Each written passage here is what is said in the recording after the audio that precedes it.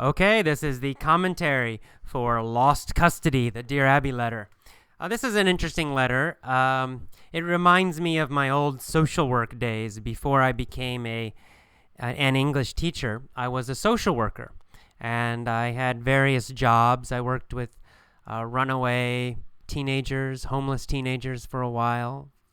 And I also worked for a short time in a government agency that would deal with custody, right? We would investigate children who had been abused and decide, should the parents have custody, or should the government take custody, or should someone else have custody.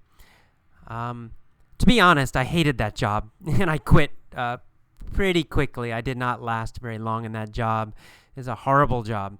But now I did have some other very nice social work jobs. In general, social work was fine, but that job in particular was pretty terrible, as you can imagine. A lot of terrible situations for the children, and sometimes I didn't agree. I didn't think that the government should take custody of some of the children. Anyway, it really kind of a terrible situation. But anyway, in this letter, we've got this mother, young mother, and she's worried about losing custody of her child, her son. Now, some of the people who write Dear Abby, you will see, they're a little strange. Sometimes the letters, they're kind of funny too, actually, sometimes. It's a little bit like watching Jerry Springer. Jerry Springer's a TV show here in America, and they get all these really crazy Americans with all these horrible, terrible problems, and they get on the show and they argue and yell at each other. Well, Dear Abby is not that bad, but there's still a little bit of that in some of these letters where you're kind of thinking, wow, these people are strange. I thought this was strange, for example, when the woman says in the second paragraph, "On our honeymoon, Derek told me if I ever divorced him that he'd make sure he would get custody of our son." So that seems like a bad sign, doesn't it? They're on their honeymoon, they just got married, and already the husband's threatening her and saying he's going to take the son if they get a divorce. Also, from that sentence, I think we can realize that they already had a son when they got married. So she must have gotten pregnant and had the baby before they got married, or else they wouldn't be talking about this on their honeymoon, right?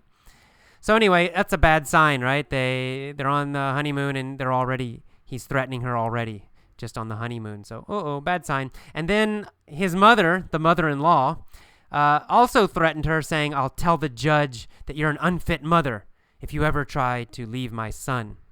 So, these are warning signs to me, right?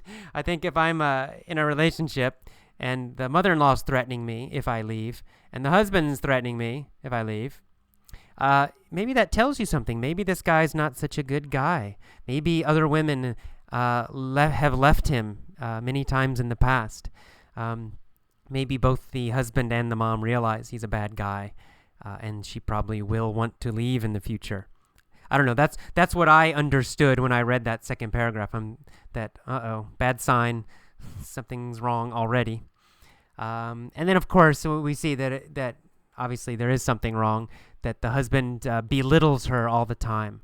So, when a husband belittles his wife, that's pretty terrible. Also a bad sign, right? He's saying terrible things, insulting his wife.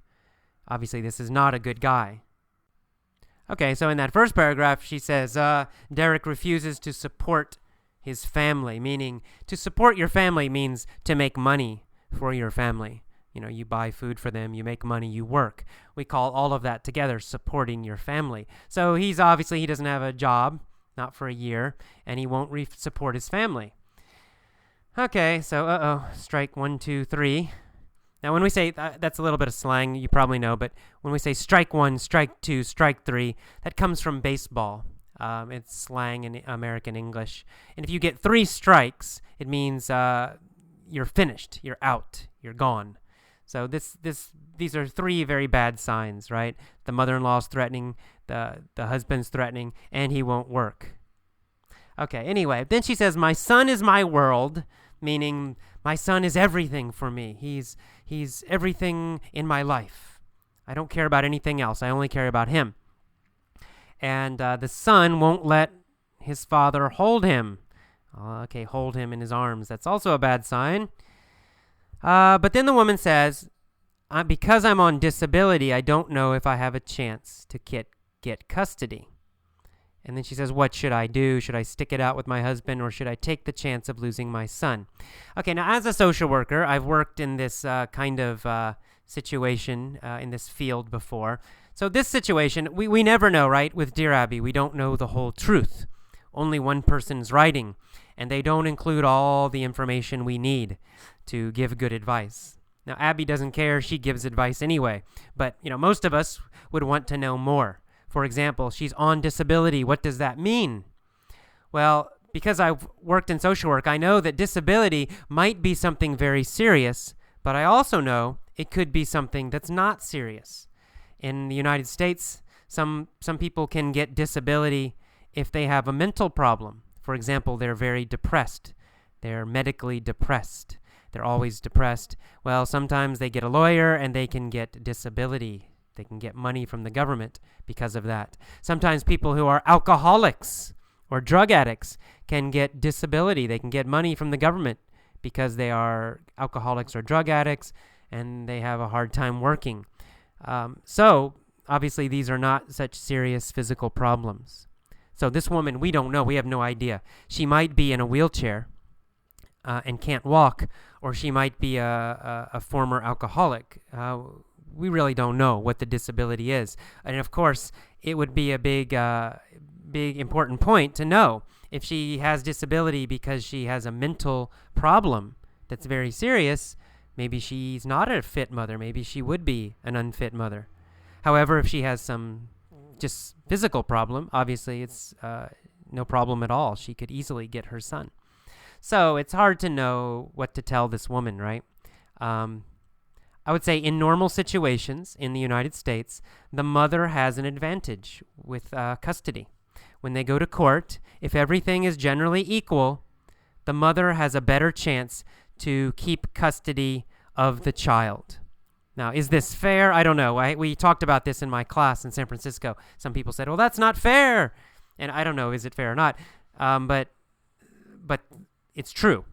And I don't know, I guess this has historical reasons. People just have this idea that, mothers take care of children. They're better at taking care of children than fathers. Of course, that's not always true. But that is an idea that's in the United States and that is in the legal system, even in the courts, so that a mother often has an advantage against a father if they get a divorce and both want custody. The mother typically has an advantage. Now, many other things are important also. Their income, what kind of person they are, that kind of thing. So it's complicated. But anyway, since this guy sounds quite bad, he hasn't worked for a year, he obviously has some problems, probably this mother would get custody unless she has a serious, mental problem.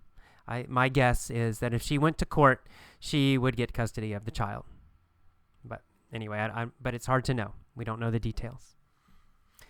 Well, okay. So, and then I guess I'll talk now a little bit about my social work background in general. When I worked in this field of custody, I worked for a place called the Department of Family and Children Services in Georgia, which Georgia is a state in the United States. Georgia's in the southeast, next to Florida. Atlanta is the big city in Georgia. And I got this job because I was desperate for money, to be honest. I had decided, in fact, to live in my car for a while. Now, I did this by choice. No one forced me to do it. And I could get a job if I wanted to, but I just decided I wanted to live very, very simply. So I lived in my van for a while, and I gave away all my stuff, all my possessions I gave away, except for just a few clothes and things. And I wanted to see if I could live very, very simply without much money. However, at some point, I had no money at all. And I decided, I better get a job. I better work a little bit, make some money. And I had a social work degree. I had a master's in social work. This was before I got a master's in teaching English. So it was very easy for me to get a job in social work. And especially the government agencies always need people. So I went and I got a job at the Department of Family and Children's Services. And the pay was, great since I was living so simply. The money was nice. I needed the money. However, I quickly realized it was a very terrible organization. And the worst part for me was that the social workers, the workers, had such terrible attitudes about the people they were supposed to help. They thought they were stupid. They thought they were, low-lifes, they would call them. Low-life means a very low-status person. So they just had terrible attitudes about these people they were supposed to help. And they would insult them and belittle them. Not directly to them. They wouldn't belittle them directly. But talking to each other, the social workers would laugh and tell jokes and belittle the poor people who would come in. And indirectly, they would belittle the poor people themselves. They didn't give them much respect. They did not give them the same respect that they gave people who had money. And this bothered me a lot, because as a social worker and as a teacher, I think that respect and equality are very, very important, and especially as a social worker, because in a social work situation, these people have some serious problems. They may have economic problems. They don't have much money. They may have physical problems. They may have mental problems. Anyway, they're in a weak position, and because they're in a weak position, it's easy to put yourself above them and treat them badly, which is what a lot of these social workers were doing. But it's wrong. It's wrong to do that, and I felt very strongly it was wrong, and that we had to try very hard to keep ourselves equal with them, treat them with the same exact respect we would treat anybody. I feel I give the same respect to my social work clients as I would Bill Gates or the president. In fact, for the president, I'd give more respect to the clients. Anyway, so I started to have kind of arguments with the social workers. I didn't agree with a lot of their approaches, a lot of their attitudes. And finally, I decided to quit. I decided I cannot work for this kind of organization that treats people so badly, especially people who need help. So I quit the job. Eventually I left social work. And this is mostly the reason when I tell people I was a social worker, I worked in the emergency room, or I worked with homeless people. Everybody thinks, and I say, I quit. It was too stressful. And everybody always thinks, you quit because those people are terrible. You quit because it's hard to work with those people. But that's not true. That's not why I quit. I quit because I couldn't work with the other social workers. It was not the clients that I had problems with. Yes, the clients could be difficult, but I understood them. I understood they were having some serious life problems. And I felt respect for them because they were having such trouble and still surviving. I know that I could not survive some of those situations myself. I'm not that strong. So I had respect for my clients, even the very difficult ones. But what I could not respect were the other social workers who were so mean, so superior, so arrogant. I just found this again and again and again in many different organizations where they would treat their clients so badly. They're supposed to be helping them, but instead they're disrespecting them. And finally, I decided, I don't like this. I don't like working in these kinds of organizations. I want to help people. I do not want to belittle them. And at the same time that this was happening, I had gone abroad. I'd lived in Japan. I lived in Korea. And I realized I loved traveling. And I loved meeting people from other countries. And I became more and more interested in teaching. And I loved it. It's so much fun.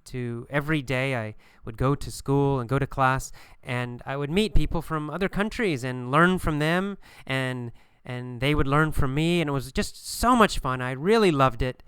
And finally I decided, this is what I really love to do, and social work's nice, but I love teaching. It's my passion, and this is what I want to do. And so I went back to school and I got my master's degree in teaching English, and I worked in Thailand for a while and started this website, etc.